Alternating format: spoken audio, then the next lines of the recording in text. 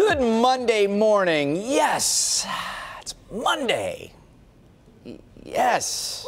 Woo! Woo! Monday. Catch on. All right. Said a group of morning show people never. Middle upper 50s. It's chilly out there right now, though, Kim. Eventually, again, only getting not getting out of the 50s today. But it's Monday, so it's just great. Oh, yeah. Yeah.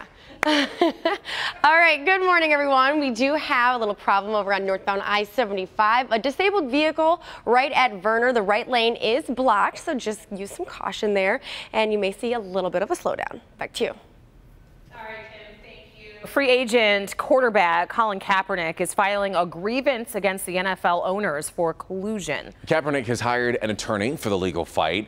And the filing comes after the quarterback has been without an NFL team since severing his contract with the San Francisco 49ers back in March. The NFL Players Union says that it will support the grievance, a story that, of course, will be following definitely as new developments come in. It is 5:26, everybody. New in our next half hour, stories from all across Metro Detroit, including Waterford, Allen Park, and East Point. Plus, royal relative arrested. A member of Princess Kate's family is facing some serious charges. Oh boy. And in good health, doing too much. The medical test some parents are being urged to stop getting for their children. We're back in a minute. Live from downtown Detroit, Local 4 News Today at 5:30 starts now. A local family's home turned into a house of horrors for two children when their mother is attacked while the kids were there at home. This morning, her accused killer heads to court. Plus, new information about this painful video of a cheerleader being forced to do the splits, literally being pushed down, her legs separated, why no one will be charged in the incident that sparked nationwide outrage. Including the coach, who was right there egging them on. So troubling to watch. Meanwhile, grab the coat today. It is chilly out this morning. Some areas are in the 30s, believe it or not. Brandon is tracking some changes, though, for later in the week. We're actually going to still see another warm-up around here, which is nice. That's kind of unbelievable. Wait, how did we get so cold this morning, though? That's what I'm trying to figure out. Well, you know, the person to ask. But think about all the wind and all the rain. That had to be bringing in something different around here. The winds have changed, perhaps? You know, right around noon, 1 o'clock yesterday, we had a little change in the air. It was still a little soupy, a little warm with showers and breezes for the marathon runners. But 1, 2 o'clock in the afternoon, that cooler air started rushing in. What a difference maker it is, or it was. And still is. Low 40s out there in all 4 zones. Metro Airport, our Metro Zone, the warm spot, 44. We have some 30s out in places like Ann Arbor, up in Lapeer near Port Huron. It is parts of our North Zone seeing more of those 30s this morning, but still lower 40s through 8 o'clock and a few spritzes between now and 8 a.m. 54 degrees at noon and stuck in the 50s, middle upper 50s into the afternoon. A mix of sun and clouds. We see that this morning. Some of these showers coming off of Lake Michigan are again beginning to evaporate and dry up, but they are producing a little bit of cloud cover for us here this morning. We'll try to warm things up with you in the 7-day forecast, but here's somebody who's going to warm your spirits. Oh, yes, I am here to do that, except I don't have the best news for those of you who take I-75. We've got a few problems to let you know about. Hopefully it won't slow you down too much. I just want to make you aware of this accident over on northbound I-75 just past Northline here. This accident blocking both shoulders, so be careful in that area. Also over on northbound I-75, there's a disabled vehicle right at Verner, so that has your right lane blocked. So you probably will see a little bit of a delay in this area, so be careful there as well. And if you're headed out the door today towards the lodge, you may want to know about some construction, so we'll tell you about that coming up at 5:44. Back to you. Thank you, Kim. It is 5:32. We want to get to our top story this half hour. It's all about the chilling murder of a local mom who unfortunately was shot and killed in her own home. And sadly, her children were home during that attack. Local 4's Coco McAvoy joins us now live as Coco, this family, through their grief, hoping for justice. Yes, Rhonda and Everett, and today could be a step closer towards justice for the family. 37-year-old Earl Maxwell will be in court today. He's facing charges for the shooting death of his ex-girlfriend. And this was a case that disturbed a lot of people because the woman was shot and killed and her kids were in the home.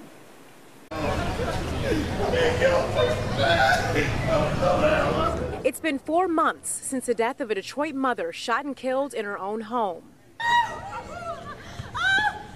This was the scene that day as family and friends learned Latrice Morris Dorsey was murdered. What's really disturbing is that there was a 4-year-old child in the house and a 14-year-old, you know, and to find your mom, you know, to hear the gunshots and come out into a room and see your mom laying there bleeding, you know, my heart goes out to them and to the family. Police say Dorsey's ex-boyfriend, Earl Maxwell, shot her multiple times in her home near 8 Mile and the Southfield Freeway. Dorsey's teenager heard arguing followed by gunshots, and neighbors recalled what happened next. He just said, help, that's, you know, my mama's been shot, you know, my mama gonna die. I don't know if he didn't kill my mama, you know, I don't know what's going on. Neighbor Ron Wilson tried reviving Dorsey that day. I gave her CPR and, you know, I noticed the bullet wounds. I noticed she took her last 2 breaths. Medics responded to the scene and pronounced Dorsey dead. Police say Maxwell turned himself in to the Detroit Police Department a couple of days later in connection to the deadly shooting. Now he will be in court today as more facts are presented in the tragic case. And Maxwell will be in court today in Detroit at 12:30. We'll, of course, keep you updated on what happens in court. Reporting live this morning, I'm Coco McAvoy, Local 4 News Today. All right, Coco, thank you. It is 5:34. And happening today, the U.S. soldier accused of desertion in Afghanistan is expected to enter a guilty plea in court. Army Sergeant Bo Bergdahl spent almost 5 years as a prisoner of the Taliban. He was released in 2014 as part of a controversial exchange of prisoners being held at Guantanamo Bay. A senior military officer has described Bergdahl as young, naive, and inexperienced and is recommending against jail time. He says Bergdahl is remorseful. Detroit police are searching for the driver who hit and killed a man. It happened Saturday night on the southbound lanes of Van Dyke near Maywood on Detroit's east side. Investigators say that the man is believed to be between the ages of 55 and 60 years old. The driver who hit him never stopped, leaving the man in the middle of the road to die. Police are still working on identifying that victim.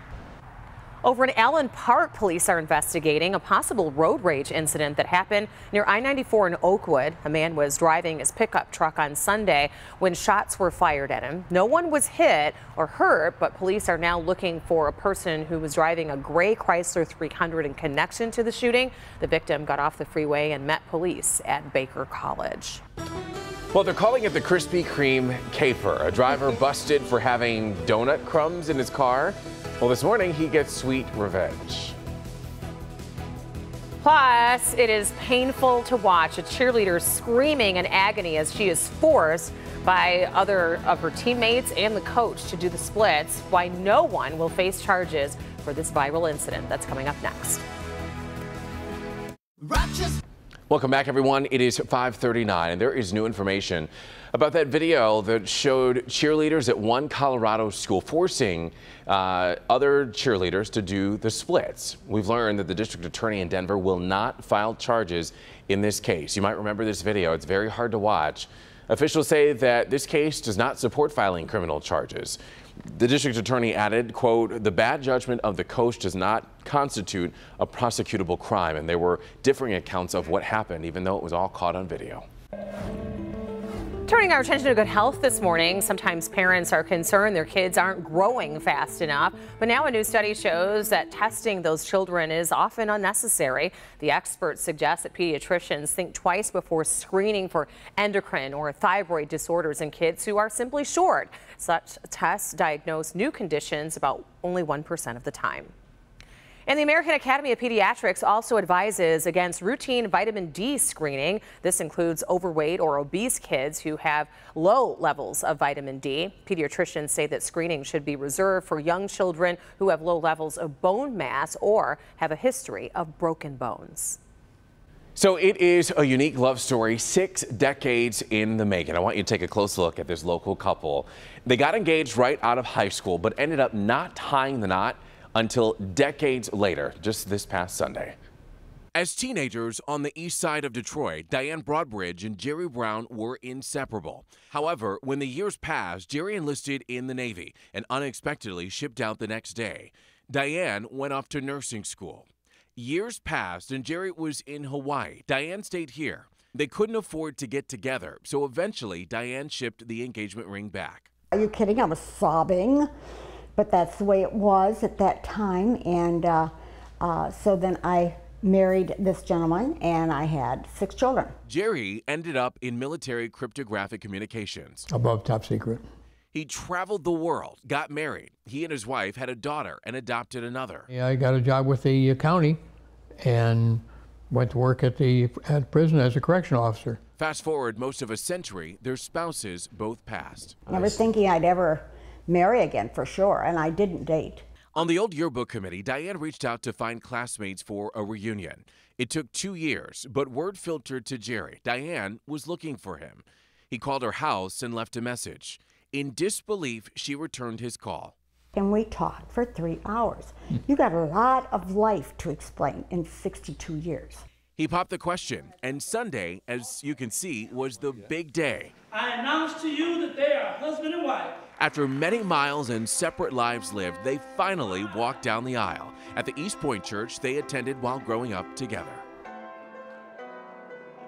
Okay. Isn't that the coolest story that you have ever heard? Adorable love story I've ever seen. Right. It's so 62 sweet. years later, and there they are walking down the aisle. So if you're watching at home and you're single, sitting there on the couch, it is never too late. It is never too late indeed, and they have each other to grow Yeah, up they with, do. which is sweet. Yep. No one wants to be alone. Let's get over to Brandon, who has a comforting forecast for us. Won't be this cold for long. Well, it is comfortable to many of us who like the cool air. I don't know about you, but the winds have been cranking in the last couple of days. This is a Local 4 Storm Pin, a free app for you under WDIV, but these are waves over in Lexington on Lake Huron, and part of the reason why I brought this up, this is Christine M.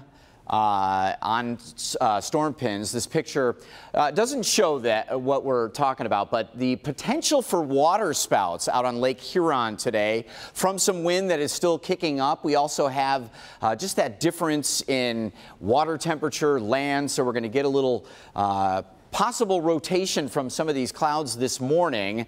Nothing to be totally worried about here, but certainly if you see one out there, snap a picture, send it in to us. Again, the potential for water spouts this morning over Lake Huron primarily. Upper 30s up north, 38 right now in Lapeer, 39 Port Huron. So again, it's warmer over the lake, cooler over land here in that exchange of air. The winds that are already kind of cranking, and that combination could swirl up a couple of those. It's a little bit warmer here, closer to downtown, 44 at Metro, 44 Groseal. Monroe's at 43. It is 39 out in Ann Arbor, but that's the airport in Washtenaw County. Probably not that cool on campus in Ann Arbor this morning, but our 24-hour temperature change shows the difference in the 5 a.m. number today and yesterday, and the negative means how much colder we are in a 24-hour period. So our numbers outside right now, 20 to 30 degrees cooler than they were this time yesterday, and we're in the cool all day. 42 degrees at 8 a.m., 54 degrees at noon, and in the 50s through the afternoon with a mix of sun and clouds. We do have a little bit more cloud cover than clearing this morning, with some of these showers coming through Lenawee County that will be fading, although there's another round coming out of Jackson that likely will also be through Lenawee and maybe Monroe counties, but a lot of it is fizzling out. The winds are dying down, and that helps to, I guess, decrease the cloud cover through the area. West winds 5 to 10 today. Tomorrow the winds are going to start cranking and coming out of the south-southwest, so they're going to warm us up a little bit. This cold front, though, boy, you felt that come through yesterday afternoon, and it was, you know, a different air mass from morning to afternoon, with the winds pretty consistent and problematic throughout the day. We're looking pretty good today. Again, we will get a little bit of sunshine mixed in with these clouds. Tomorrow, more sunshine, middle 60s. Very nice, but a little on the breezy side. Wednesday, Thursday, Friday, near 70. I really don't have a whole lot to talk about here this week. It's going to be very autumnal. Bright sunshine, cool mornings, 60s for most of our afternoons, and no rain threat until maybe late in the day on Sunday. ahead, Kim. Well, looks like the 70s are back for the weekend, so I can't complain about that. Good morning, everyone. Pretty good out there. Just one problem I want to let you know about over on northbound I-75. There is an accident just past North Line here, blocking both shoulders. We're seeing a little bit of a delay this way, so if you do take this route for your commute, you may want to leave about 5 extra minutes early this morning. We also have some construction over on the southbound lanes of the Lodge happening between Forest and Grand River. One lane block there, starts at 9 a.m., ends at 3 o'clock. Now, keep this in mind for the daytime, but then tonight, north and southbound Lodge in that same area, that's going to go down to only one lane open. This starts at 8 p.m., wrapping up at 5 a.m. Now, this area is going to be under construction for the week, so keep that daily and nightly times in mind if you do travel over on the Lodge. Also, we want to keep you updated on that accident over on I-75, so I'll bring you an update on that in my next report at 5:54. Back to you. Thank you, Kim. It is 5:46 now. We want to get to some stories that you might have missed if you were busy over the weekend. Like this one, the Western Michigan Broncos were set to take on the Akron Zips in a homecoming matchup on Saturday. But this game had to be postponed because if the game was actually played as scheduled, well, the Broncos would have literally had to row their boat gently down the field. Take a look at this. This is Waldo Stadium where the Broncos play. It was completely underwater. The field, as you can see there, Monty Porter, the school's assistant athletic director, guessed that nearly 1 million gallons of water was drained from that stadium. The game was played on Sunday afternoon, and the Broncos fell 14-13 to the Zips. So disappointing loss and quite the disaster there with all the water. But it's going to take a while to drain. Well, they drained it and played the day later. Yeah, probably took a while. All right, it's 5:47.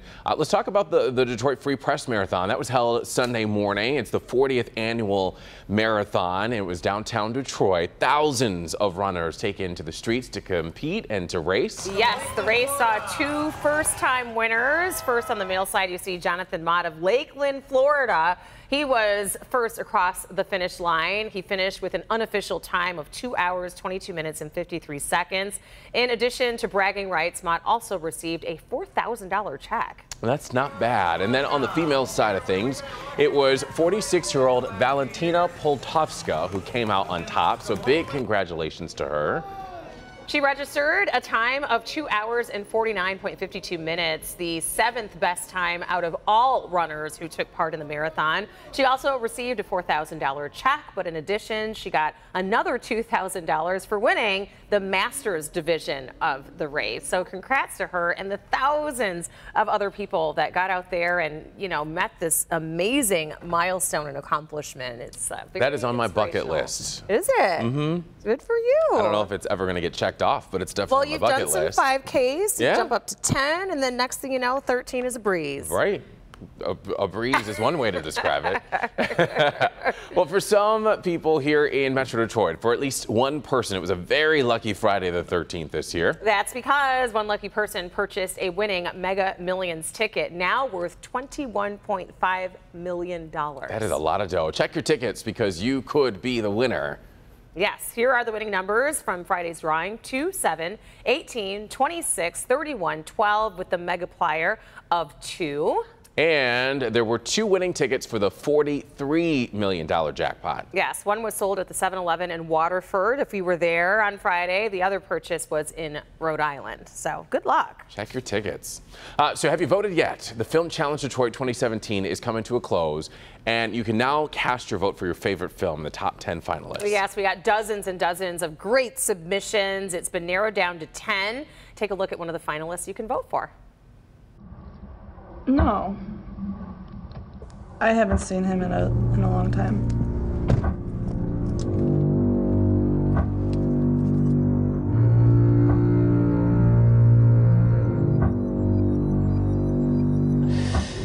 He knows, Julia.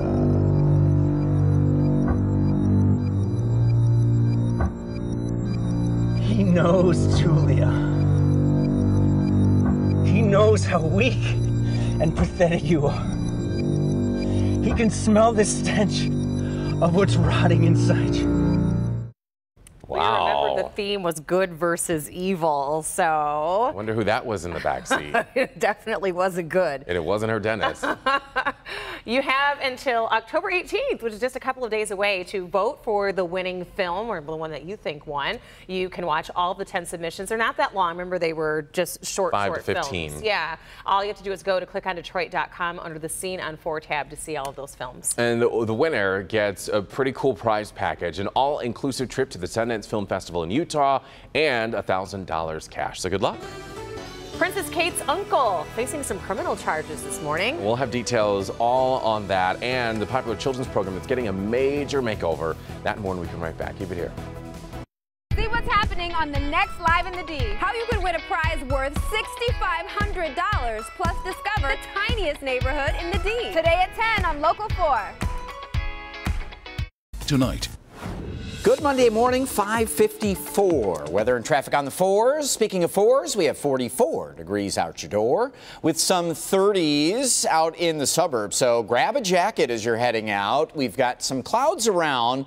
Most of the showers are drying, a few showing up in Lenawee County right now, but we're going to be stuck in the 50s with a mix of sun and clouds this afternoon, Kim.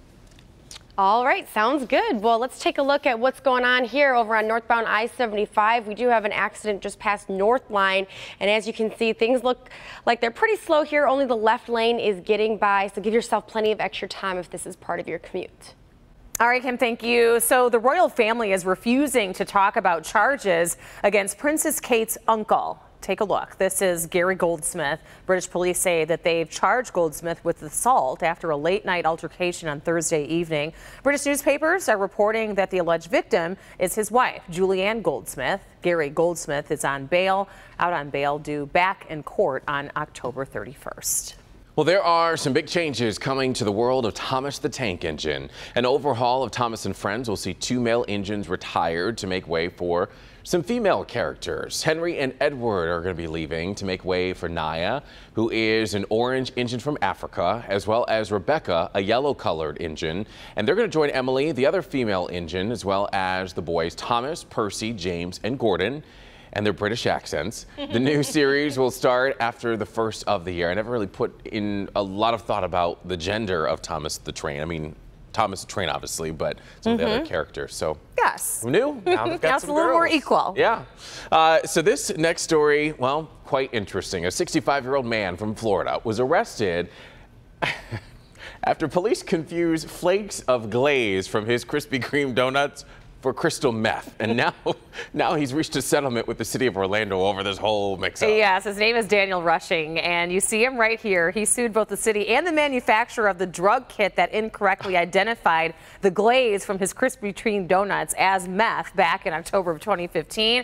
A test done by the Florida State Police cleared up the confusion. Rushing's settlement, $37,500. I don't know whether I want to ain't that the truth? Yeah. I'm glad you went there. But see, when they arrested him or when they charged him, I would have just been like, look, it's glaze, I promise. It's from the Krispy Kremes. I'm sure he tried to convince them, but it wasn't happening. Too funny. It's 5:57, everybody, on your Monday morning. And coming up all new at 6 o'clock, local stories for you from Dearborn, Detroit, and Southfield. Plus, a $10 million offer for dirt on President Trump. And it's coming from a very unlikely businessman. Oh, this story is getting even more interesting. And going back up, gas prices trending the wrong way this morning. And so is your pen and paper. What's going on down here? We're going to get it all together and come back in just 1 minute. Keep it here, I promise. Clean up in aisle 4. It's live from downtown Detroit. Local 4 News Today at 6 starts now. Demanding answers, parents and students protest outside of Dearborn High School amid rumors of rape. We're going to die, dude. We got to get out of here. It's a harrowing escape, and you can hear the fear in their voice. Roommates capture the moments they're forced to escape from their home as wildfire consumes it. We'll take a look inside the inferno and the progress that's being made against the historic wildfires in California's Napa Valley. Well, one thing we have in common, the wind. It was real strong yesterday, and all of the weekend rain moving out, so cooling down to start this work and school week. Saturday was such a phenomenal day. I know it was raining all day. Phenomenal to stay home and do nothing. Let me just tell you, I ordered some pizza. I was with my boys, and we ate and ate, and next thing I knew, from 12 o'clock to 5:30. We woke up. We had slept the entire rainy day away. It was phenomenal. That is definitely the way to spend a washout day like that, Brandon. We do want to get you updated on a couple of school closings out of the Troy area this morning. Yeah, classes are going to be closed at both the Niles Community High School and Troy Adult Education, which share the same building. They're closed because of a building problem. And let's get over to Brandon because we are starting off the morning on another day you'd probably like to stay inside. Temps in the 30s and 40s this morning. Burr. I think did we all use the heat this morning? Oh, definitely. Absolutely. I did not. I did. Oh, yeah. Was it because you weren't quite awake yet? I listen to a lot of aggressive music in the morning, and there's a lot of dancing, car dancing involved, so I was keeping myself warm. Get the blood flowing. Well, you're probably going to need the heat in the car. 43 degrees, a little northwest wind at 7. It is a top-up kind of a day. 50s throughout your afternoon. Bus stop temperatures, though, this morning, right about 40 degrees. Jackets, no doubt about it, for the beginning part of the day. And even after school, in the middle, upper 50s, a mix of sun and clouds. Temperatures in most of the area in the low 40s right now. But you see our north zone, Lapeer across to Port Huron, Sandusky, upper 30s. So it is cool. Showers down in Lenawee County, but for the most part, things are beginning to dry out. Nothing more than a couple of morning spritzes. Should be dry through the day today. Just on the cool side, checking in with Kim and 4 Live traffic on a Monday. What do you have? Pretty good out there. Looks like we're going to want to crank the heat this morning, so keep that in mind. But we want to let you know about this accident over on northbound I-75, just past North Line here. We've got these flashing lights pretty slow in this area. You can see that only the left lane is able to get by. So if you do travel this way, give yourself extra time this morning. We also want to let you know about some construction over on I-96. I'll tell you about that, though, in my next report at 6:14. Back to you. Alrighty, Kim will be checking back in with you then. In the meantime, it is 6:02. Our top story this hour, some claiming a cover-up. Others really just want answers. And last night, parents and students gathered outside of Dearborn-Fordson High School to let the district know how they feel about the mystery and the lack of information surrounding this hazing incident in the football program. Coco McAvoy joins us now live. And Coco, the protesters really just want transparency from the district. That's right, Rhonda and Evrod. That's what they've been saying the whole time, that they've been demanding answers. It's actually the second protest at the school because some students and parents say the school is not doing enough to keep them informed of what happened. But the school superintendent says it's a case that involves minors, so they can't give many details.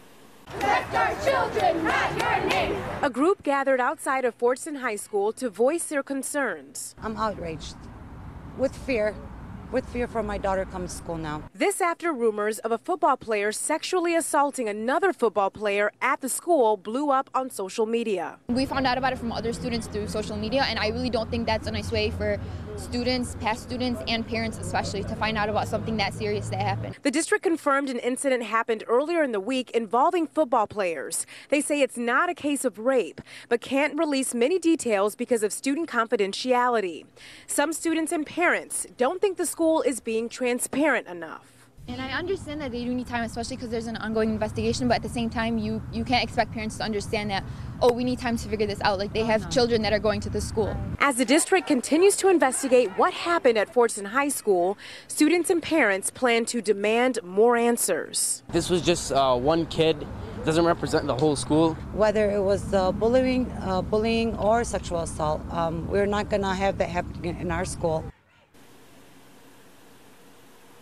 And the school superintendent said he wants everyone to know that the school is investigating this and taking the case very seriously. Back to you. Yeah, we'll definitely be following this one. A lot of attention on this story. Coco, thank you for the update. Time now is 6:04, and a tragedy of historic proportions is unfolding in the capital of Somalia, the deadliest single terror attack in East Africa's nation's history. The death toll from Saturday's truck bombing in the capital has risen to more than 300 people that were killed, an additional 300 more injured. This morning, Somalia's government says that Al-Shabaab extremist terror group is responsible. Al-Shabaab has not officially claimed responsibility. We're learning more about a massive explosion at a Louisiana oil rig. Right now, 7 people are injured and another is missing. Residents there say that they heard a loud boom coming from the lake just after 8 p.m. The cause of the explosion is still being investigated right now, but the cause is believed to be a combination of cleaning chemicals accidentally igniting on the surface of the platform. Officials say Clove Ellie Oil Company owns that platform. And right now, at least 40 people are dead. More than 100,000 Californians have been forced to evacuate their homes as a red flag evacuation alert stretches up and down the state.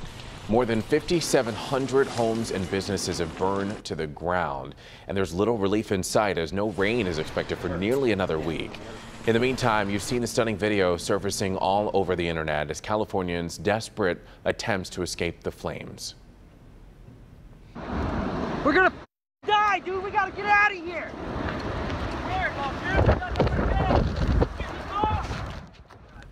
And in that video, it looks like they are just surrounded by fire. This video was recorded by two roommates who were trying to escape a wildfire in Loma Rica, California. It's just north of Sacramento.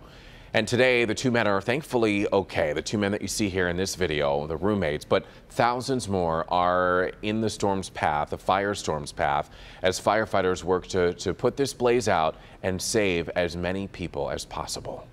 A subpoena has been issued for President Trump regarding sexual misconduct allegations. The subpoena was ordered by a former contestant on The Apprentice, who says that President Trump engaged in sexual misconduct with her back in 2007. The subpoena calls for all documents concerning any woman who claimed that Trump touched her inappropriately to be disclosed. The president's attorneys now face an October 31st deadline to respond. The president has denied the allegations. And ex-San Francisco 49ers quarterback Colin Kaepernick is filing a grievance against NFL owners for colluding together to keep him from playing in the NFL. The filing comes after the quarterback has been without an NFL team, not been brought on to a team since severing the contract with the 49ers back in March. He claims that there has been an improper agreement made by the owners to keep him from being recruited. The NFL Players Union says that it will support the grievance. It is 6:07 now on your Monday morning. Let's send it over to Jason in the carport this morning. We're talking about, well, the Lions. It was a wild one yesterday. Are you still drinking the Honolulu Blue Kool-Aid? Lions fans sounding off following the wild loss in the Big Easy. Back to you. Yeah, we're now 3-3 after what we thought was just a good start. And you trust them with your money, but there may come a time when that trust is slipping away. Up next for Money Monday, our Rob Maloney reveals the reason that you might want to say goodbye to your financial advisor. We're back after this. It's 4. Good Monday morning. We're talking financial advisors again this week. And let's talk about that difficult subject of when it's time to leave. If you're not happy with your financial advisor, how do you go about doing this? How do you know when it's time to leave? Well, let's talk about that. You can't get him or her on the phone. That's the first clue. But we're not talking once. We're talking on a consistent basis. You should be able to get somebody on the phone and get some answers. How about unexplained heavy trading in your account? If you see lots of trades in your account that you weren't party to, you weren't talked to about, that's a clue. Unexplained fees is another problem, okay? If you're seeing lots of fees, B-share fees and things like that, and you don't know where this is all coming from and you've asked questions and can't get the answers, that's a clue. How about late statements? And again, we're not talking once or twice, we're talking on a regular basis. Also, unexplained investment strategy changes. Your entire account goes in a different direction and no one's consulted you, that's a clue. But here's the big one, poor financial results. If you're not getting things done, especially in this market, it's time to find a new advisor. For more on this, go to the Maloney Money page and click on Detroit.com.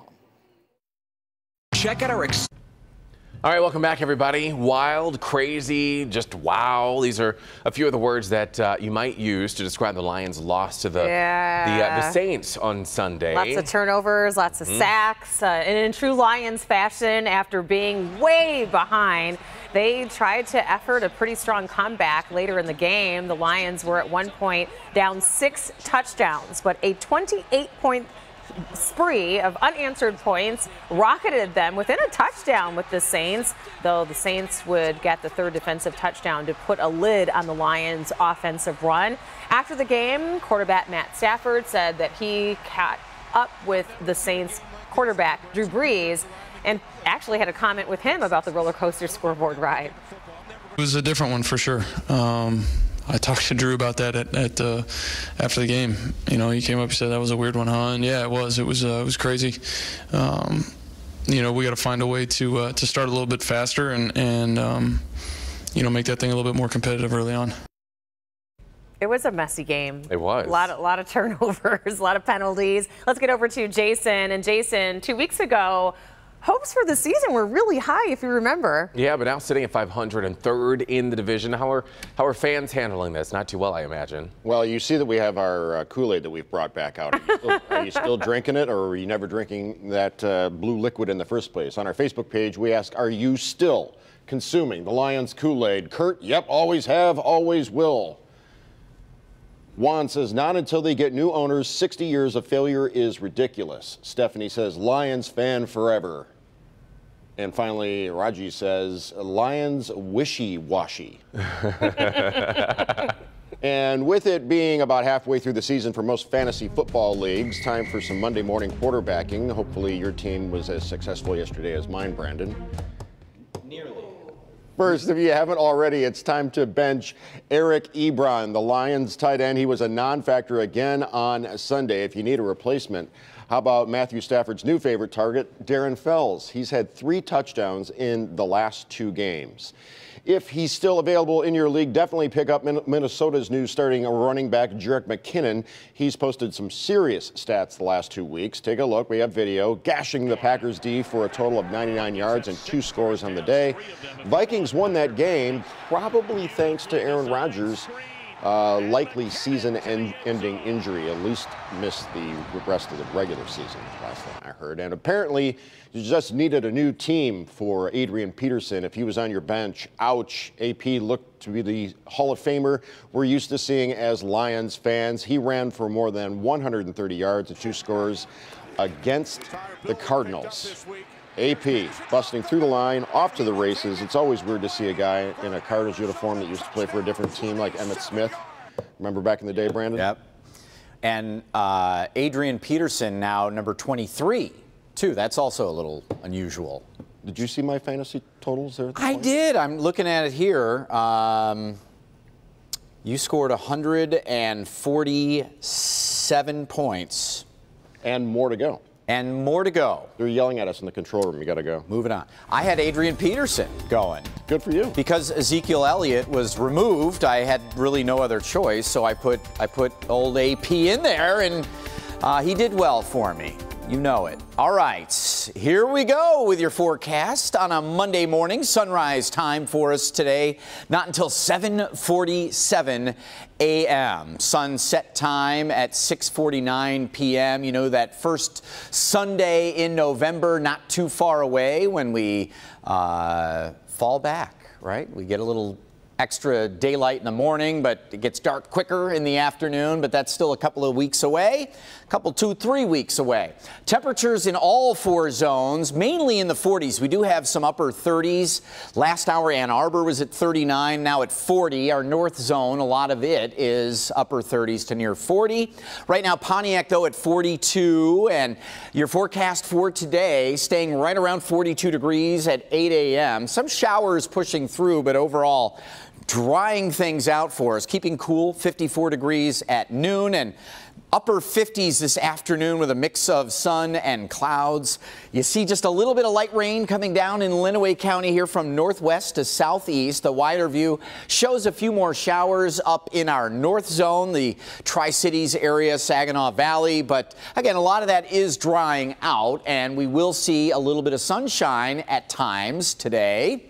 How about Ophelia? Now, this should be a Category 1 hurricane, but because it's so far north, now a post-tropical cyclone that through the day hitting the Dublin, Ireland area. Very unusual event there. Strong winds gusting over 100 miles an hour, but you know folks in Ireland and England are used to the winds and the rain, but they're getting hit with that one today. Computer model here doesn't show a whole lot of activity, so for today, upper 50s. Tomorrow, windy, but the winds coming out of the south should bring us into the middle 60s. A nice autumnal stretch ahead of a lot of sunshine, and notice those numbers are coming back, upper 60s to low 70s Wednesday through Saturday. And here is our Josh Strand bringing the 1-800-HANSON's weather window and the big old tire. That's I-94 heading eastbound, east of the airport. And heading into the city, things looking pretty good there. Roads, for the most part, are pretty dry. You're going to need that thermostat on warm this morning. Oh, yeah, but those conditions look good out there. This does not look good, though. If you're headed out the door right now towards northbound I-75, just past Northline, we have an accident, and you can see these slowdowns here look like it's going to be a little bit of a headache this morning. Only the left lane is able to get by here. It's pretty slow in this area, so give yourself some extra time while traveling this way. Other than that, though, no accidents to report at this time, other than that one, but we do have some construction over in Detroit. West Grand Boulevard is going to be closed right at I-96 here. This starts at 9 o'clock this morning, and it's going to remain closed until early November. So this is something you're going to want to keep in mind for the next couple of weeks. You can use Scotton Road to get around this, and a part of that project, it's also going to affect I-96, east and westbound 96, right at West Grand Boulevard. One lane blocked there. This starts at 9 a.m. as well, and going to wrap up during that same time, early November. And then westbound I-94 will have some construction today as well. Over from I-75 to the Lodge, expect one lane blocked there, 9 to 3. This will also be happening during that same time tomorrow as well. Back to you. Thank you, Kim. Hopefully they'll get that earlier mess cleaned up. We'll check back in with you. It is 6:19, everybody. Let's get into today's consumer headline. You can expect to pay more when you fill up your car this week. We'll take a look at gas prices. Plus, Macy's has revealed its Thanksgiving plans. But first, he's hoping it's an offer too good to refuse for someone who knows some serious dirt about President Trump. Let's turn things over to Maribel Aber. She's joining us live now from NASDAQ. Good morning. Let's start there. Good morning, Evrod. Well, Larry Flynt is offering $10 million for information that leads to the impeachment of President Trump. The publisher of Hustler magazine made the cash offer in a post on Twitter and in a full-page ad in the Washington Post. A year ago, Flynt made a $1 million offer for scandalous video or audio clips of Trump. In his Twitter post announcing the award, Flynt simply said, quote, "Let's see what happens." Macy's is looking to get a jump on Black Friday. The retailer will open its doors at 5 p.m. on Thanksgiving. This is according to website bestblackfriday.com, which tracks retailers' holiday plans. Macy's first opened on Thanksgiving back in 2013. The opening time then, 8 p.m. Gas prices in Michigan are up about 11 cents. The statewide average is $2.52 per gallon. That's according to AAA or Michigan AAA. That's also about 26 cents more than this time last year. Metro Detroit's average daily gas price increased about 7 cents to $2.50 a gallon. That's the latest in biz. Have a great start to the week, everyone. All righty. You too, Maribel. Thank you. It is 6:20, everybody. Yes, and there are many milestones that parents go through as their kids grow up. Right. And perhaps one of the more hard ones is handing the keys over to your teenage driver. No. So coming up, how parents can make sure that their kids are practicing safe driving. But first, is it time to take your child to the emergency room? We'll tell you what parents have to say. And before we go to break, make your way to the TV screen and check out Kathy McVeigh. She is our Facebook friend for today. She's from Dearborn Heights and tells us she loves living life in the D and that there's so many things to do. I'm not sure if the D for her is Dearborn Heights or Detroit, but either way, great places to live. Close enough, right? Well, we want to mail you a gift card to Happy's Pizza just for being our friend of the day, Kathy. So congratulations to you, and an invitation to everybody else. If you want to be our next friend of the day, make sure you like the Local 4 Facebook page and click on the Friend of the Day tab. We'll be right back. Good Monday morning, 6:24. Weather and traffic on the 4s, 43 degrees, but some 30s out in the suburbs, so it is jacket weather. We have temps in the low to middle 50s at lunch and staying in the middle upper 50s through the afternoon, a mix of sun and clouds. A couple of light rain showers out there this morning in a few spots. Most of us are on the drier side, though, Kim. All right, good stuff. Well, I have good news. That accident over on northbound I-75 just past Northline has just cleared, so we're looking good there now.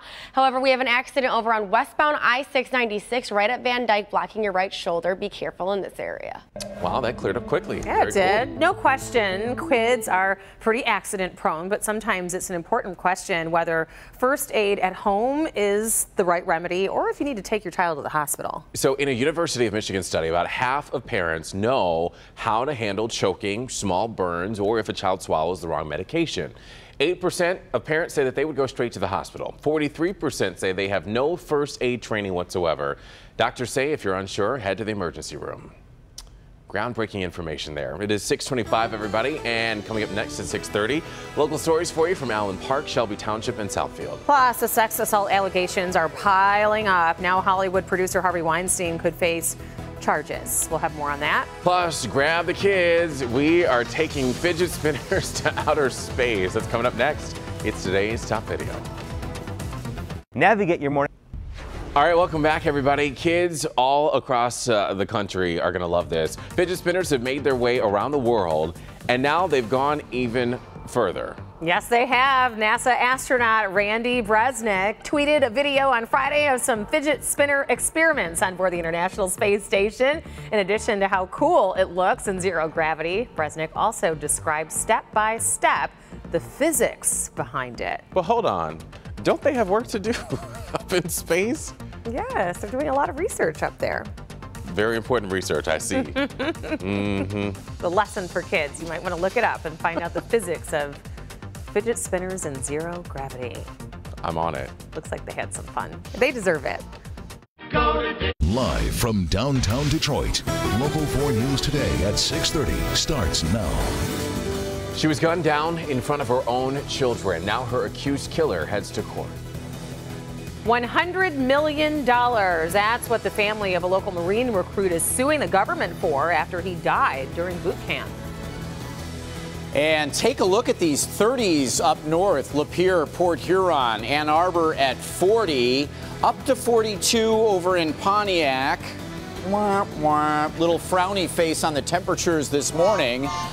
Oh, notice up north, though, we have some clouds. We're running back towards 70 degrees. All right. I mean, I thought the frowny face was very appropriate. The frowny face worked for me as opposed to the other one, but every day Brandon, he telestrates and waits for, you know. Well, I have to say, if you've noticed, the last couple of telestration days, he has done 2 pieces of artwork, which definitely should get honorable mention from the judges. That's like extra credit in school, you know what I mean? So hopefully that if it didn't work, he gets his grade boosted by the extra credit that he did. That's right. So go after the extra credit, kids. That is certainly the lesson of this morning. Let's get back to Brandon with a little more telestration this morning. And signs of a warm-up coming our way? Well, yeah, and we just have to get through a couple of cool days. It is a cool start out there, but yes, the optimism, the extra credit, everything you need to do to get your mind set on a warm-up that is just a little delayed. Right now we have a temperature of 43 degrees, but again, a lot of 30s in the suburbs this morning. Northwest winds are 7, and those winds aren't going to be a big problem today as they were over the weekend. Temperature of 42 degrees at 8 a.m. A couple of spotty showers out there this morning, only warming to about 54 at noon. Highs in the upper 50s today with a mix of sun and clouds. Those west winds are 5 to 10 miles an hour most of the day. And again, notice some of these showers that are coming off of Lake Michigan that are starting to dry up, but we do see Lenawee County, parts of Washtenaw County, and then up in the Saginaw area where we're seeing some showers right now. The wider view does show this cool front that came through over the weekend way off to the east. So we have the cool air for today and tomorrow, and then we start to warm things up. And we'll take a look at some 70s in your 7-day. If you need it right now, though, we've got you covered. Your 4-zone weather updated for you on the weather tab. ClickOnDetroit.com. Find your zone on Click On. Kim's here now in your 4 Live traffic, And while it is cold out there this morning, but thankfully we're not dealing with ice or anything like that. We're still looking good out there condition-wise. But let's take a look at a problem that could slow you down a little bit over on westbound I-696. Right at Van Dyke here, we do have an accident blocking your right shoulder, so just be careful if you do travel that way. Other than that, no other problems to talk about, but we've got construction on Telegraph that could slow you down. This is both directions of Telegraph from Michigan Avenue to Plymouth Road. Only 1 lane open there. Won't slow you down too much though, because this is happening overnight starting at 9 p.m. wrapping up at 5 a.m. in the morning. This will continue throughout the week and weekend as well, ending on Sunday morning at 5 a.m. Back to you. All right. Kim, thank you. It's 6:32 and happening today. The man accused of killing a Detroit mom while her kids were home will be in court. Yes, a judge is going to be deciding if there is enough evidence to send him to trial. Let's get to Coco McAvoy joining us now live. And Coco, this is a crime that really shocked this neighborhood. Yes, Rhonda and Evrod, that really did shock the neighborhood because the woman was shot and killed in her home while her kids were also in the house. And today, 37-year-old Earl Maxwell will be in court facing charges for her murder.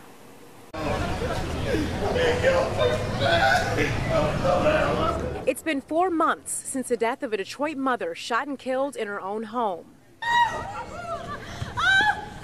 This was the scene that day as family and friends learned Latrice Morris Dorsey was murdered. What's really disturbing is that there was a 4-year-old child in the house and a 14-year-old, you know, and to find your mom, you know, to hear the gunshots and come out into a room and see your mom laying there bleeding, you know, my heart goes out to them and to the family. Police say Dorsey's ex-boyfriend, Earl Maxwell, shot her multiple times in her home near 8 Mile and the Southfield Freeway. Dorsey's teenager heard arguing followed by gunshots, and neighbors recalled what happened next. He just said, help, that's, you know, my mama's been shot, you know, my mama gonna die. I don't know if he didn't kill my mama, you know, I don't know what's going on. Neighbor Ron Wilson tried reviving Dorsey that day. I gave her CPR and, you know, I noticed the bullet wounds. I noticed she took her last 2 breaths. Medics responded to the scene and pronounced Dorsey dead. Police say Maxwell turned himself in to the Detroit Police Department a couple of days later in connection to the deadly shooting. Now he will be in court today as more facts are presented in the tragic case.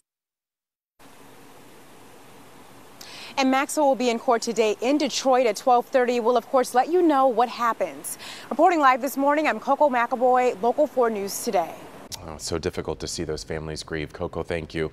It is 6:34 now, and the family of a Muslim Marine recruit who died in boot camp last year is suing the government for $100 million. 20-year-old Raheel Siddiqui died after allegedly being hazed and abused. The lawsuit claims the Marines fostered a culture of abuse and hazing at the Paris Island training base. The Marines maintain that Siddiqui's death was a suicide, a claim that the family, however, rejects. Now it's time for some stories that are making headlines all across Metro Detroit this morning. Yes, we're talking about stories out of Shelby Township in Southfield, but we do begin in Allen Park. That is where police are investigating a possible road rage incident that turned violent. It happened along I-94 near Oakwood Boulevard. A man was driving his pickup truck when shots were fired at his truck. Thankfully, the man wasn't hurt. Police are now looking for a person of interest, the person that was driving a gray Chrysler 300 in connection to the shooting. And in Shelby Township now, charges are filed after a meth lab explosion back in July near 23 Mile and Van Dyke. After the fire, the suspect went to a nearby Planet Fitness. No clue what he was attempting to do there, but that's where he was arrested. And today he faces charges of manufacturing a controlled substance and conspiracy to manufacture. And some pretty powerful winds across the metro area, around 50 miles per hour, and some gusts did some damage to some large trees in this Southfield neighborhood. The trees were just 2 houses apart in the area of 12 Mile and Losser that were impacted by Sunday's storms. No one was hurt, but we are still hearing that 10,000 DTE customers are without power this morning. Well, thousands of runners, however, took to the streets of downtown Detroit and into Windsor for the 40th Detroit Free Press Marathon. Yes, despite the winds that were sometimes in their faces, the race saw a couple of first-time winners as well. On the male side, 30-year-old Jonathan Mott of Lakeland, Florida, was the first to cross the finish line with a time of 2 hours and 22 minutes. And on the ladies' side, the winner, 46-year-old Valentia Polisaskash, with a time of 2 hours and 49.52 minutes. Pretty impressive. Under 3 hours. That is unbelievable. And to all of the people that, you know, had this goal, you know, this bucket list item to do and ran and walked, but made it across the finish line in the half and the full marathon. Congratulations to all of you. Now let's send it over to Jason and see what he's working on this morning. It is a milestone many parents do not look forward to, their teen getting behind the wheel. So as we kick off Teen Driver Safety Week, what parents and their kids can do to make sure they're actually road ready. But first, a warning about medications for your pets and where you get them. And for a look at the winningest coach in Michigan high school football history, as well as the highlights from last week's game of the week, you can head to our For Frenzy page on clickondetroit.com. We're back in a moment. Welcome back, everybody. At 6:40, new information on the troubles facing movie producer Harvey Weinstein. London police are reportedly investigating 4 sexual assault allegations against the producer there. One of the alleged victims is 54-year-old British actress Lisette Anthony, who starred in a 1980s movie called Crawl, which Weinstein's company produced. There is no statute of limitations on sex crimes in the UK. And no charges will be filed in this viral video that is so hard to watch, showing a cheerleader at one Colorado school being forced into doing the splits despite screaming in agony. Officials say that the video does not support filing criminal charges, apparently. The district attorney said that, quote, the bad judgment of the coach does not constitute a prosecutable crime. And there were differing accounts of what happened. The principal and athletic director of the school at the time of that incident have retired and resigned. That looks so painful. It is 6:41, everybody. We've got a Help Me Hank consumer alert for you now. If you purchase medications for your pets online, the FDA is urging you to use some caution because there are a lot of websites that represent legitimate pharmacies, but the FDA says that there are other online sites selling unapproved pet drugs, counterfeit pet products even, or even expired pet drugs, which could be unsafe or even ineffective for your pet. So you don't want to be, you won't want to purchase anything that could harm them. So there's a train that you might recognize if you are a fan of the Harry Potter films, and this train came to the rescue of one family in Scotland. The actual train, the Hogwarts Express, also known as the Jacobite steam train, runs on a remote route through the Scottish Highlands. On Friday, while traveling its normal route, it made an unannounced stop to pick up a family of 6 that was stranded. The parents and 4 children were staying in a lakeside hut and awoke to find that their canoe was washed away by a storm. So thank goodness it was there. I think we all have one thing in common. We have not seen Harry Potter, because I looked over at Brandon, he's like, I haven't seen it. Kim, oh, come on, Kim. She's only savior in this whole thing. Kim has definitely seen it. Yes, and I've been to platform 9 3/4 in London. Really? Yes. I have no idea what that means. That is so sad. How many Hogwarts do you? I see 1 right there. How many more? I know a doctor that can get that lasered off for you. Well, I have a cool storm pin picture, something to brighten your day. Just wondering what you think this guy's saying. Hey, it's too warm. Somebody cool it off for us. Believe it or not, yeah, the animals love it that way. This is a picture of a deer up in the Rochester Hills area, R.S. McGuire on storm pins. Want to show you another one of his cool pictures, just capturing some of the beautiful clouds and reflections from a sunrise, actually, not too long ago. Local 4 storm pins, a free app under WDIV in your app store. Check it out. Here's a look at your bus stop forecast for today. We have a cool 40 degrees, demanding jackets or sweatshirts. You're going to need it, no doubt. Even a few drips and drops depending on where you are. Afternoon temperatures only in the middle upper 50s, so staying cool. These are the right now numbers. 38 Lapeer, 39 Port Huron. It's 41 in Howell, 42 in Mount Clemens, 43 at Metro, 44 in Monroe. We've had a few showers over in Lenawee County. Things are a little bit drier there right now, and the theme will be drying throughout the morning, so we're not expecting a ton of rain, but these northwest winds a little bit strong through the overnight over Lake Michigan, just dragging a little that moisture with it. But the winds do relax today out of the west, 5 to 10, and so that will relax that cloud development. Before we get to the track of Ophelia here, this is what should be a Category 1 hurricane, but it has been downgraded. Areas of Ireland, England are now preparing for the worst for this storm. Last night, boats were taken out of the water so that they would not get lost in the storm. Storm is expected to reach Northern Ireland by this afternoon, causing power outages, large coastal waves in areas there. And as we bring it back here to the maps, just to show you, 85-mile-an-hour winds gusting to 100. It's probably not quite that strong, but our National Hurricane Center no longer giving advisories for this system. It's out of our Atlantic Basin waters of control or concern. So it's now a post-tropical cyclone, but the same as a Category 1 storm. And through the day today, it's getting into the west side of Ireland and then tonight into northern England here. Probably 60, 70, 80-mile-an-hour winds, something like that, you know, they're used to out there, the heavy rain and gusty winds, but this is going to be a little bit stronger and creating some issues.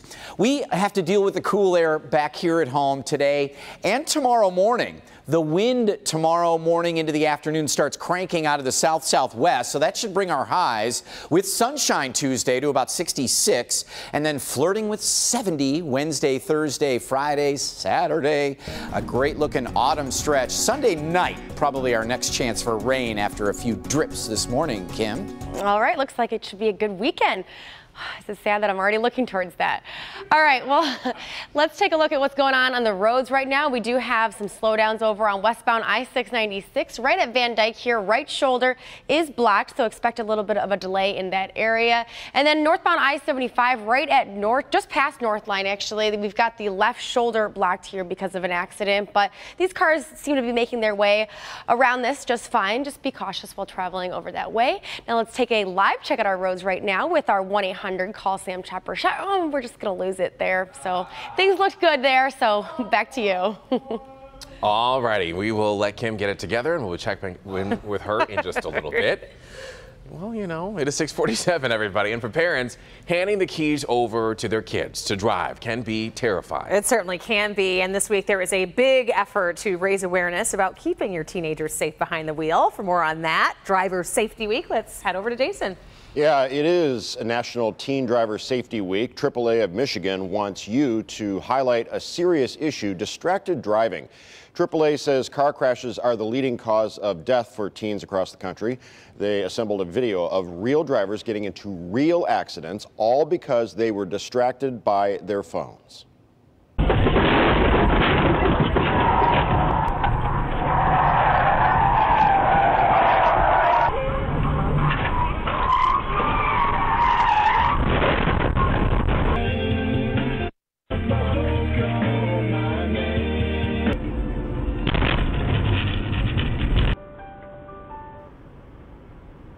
According to the 2016 year-end report from the National Highway Traffic Safety Administration, more than 3,500 people lost their lives in car crashes involving a teen driver.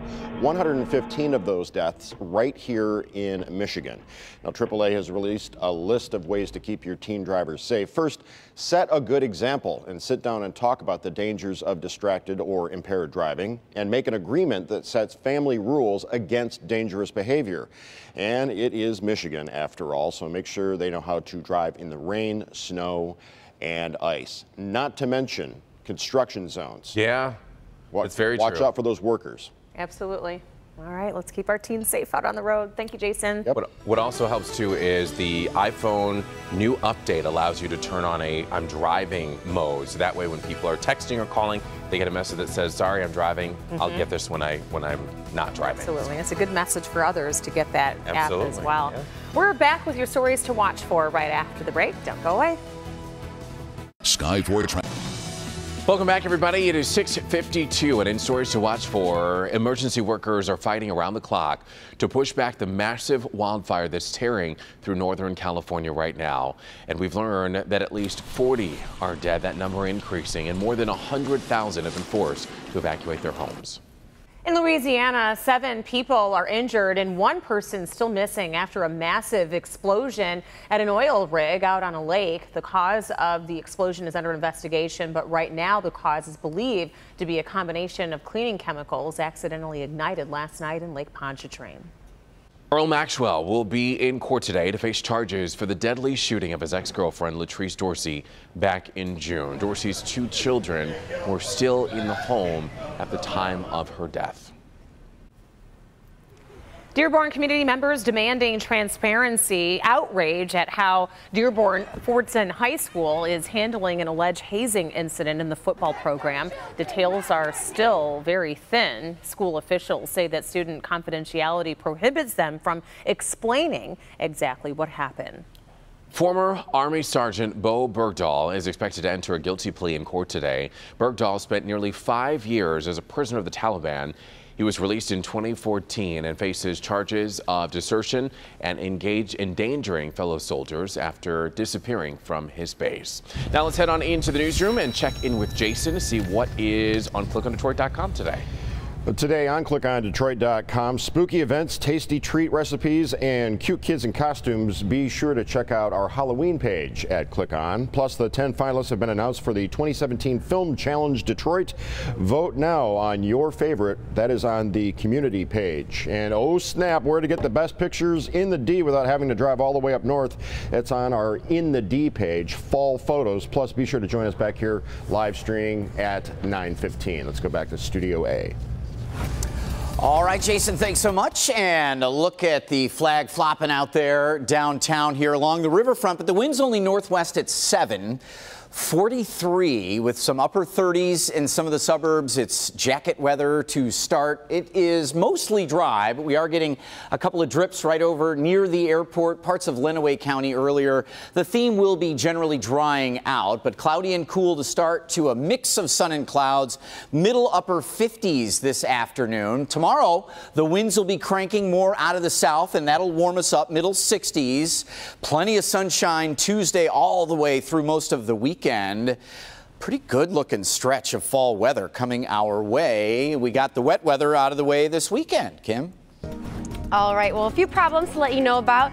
We'll start with this one over on westbound I-696, an accident right at Van Dyke, blocking your right shoulder. Be careful there. And then here on northbound I-75, just past Northline, your left shoulder blocked. Well, we have a talker today. A very lucky New Jersey grandfather found a multi-million-dollar winning lotto ticket stuffed in an old shirt pocket. Okay. The ticket from a May 2016 drawing had the correct numbers for a $24.1 million drawing. The New Jersey State Lottery said that they knew a winning ticket was out there somewhere, but it had to be claimed before a year had passed. So before May 25th, 2017, 68-year-old James Smith, he checked his jacket just in case, and it turns out that he won. He turned in his winning ticket just 2 days shy of the cutoff. Wow. Yeah, and on Friday, the New York Lottery officially verified the ticket claim. So he had it in his jacket? Check your pocket like a blazer. I checked my pocket. I put on a pair of jeans I hadn't worn in a while over the weekend, and I found $16 in the pocket. Pretty good. Right? Good for you. It's not, you know, million. It's not. Well, speaking of winning millions, there is a winning Mega Millions ticket that's worth about $23 million from Friday's drawing. Yeah. It was purchased in a store in Waterford. So don't wait a year to check your ticket. Right, check your jacket pockets now, your pants pockets, maybe your wallet even. I don't understand how people buy these tickets and then just... You totally forget. I do it all the time. You forget? Yep. Well, if there wasn't like a major winner, you know you didn't win the jackpot because there was no jackpot winner, then they're just lay in your purse and you just forget about it. You got to be under a rock, though. Listen, we're telling you, a Michigan winner won Mega. On Friday. Go check. Friday. Good luck, everybody. And then call us and split your winnings. Yes. Have a good day. We'll see you tomorrow.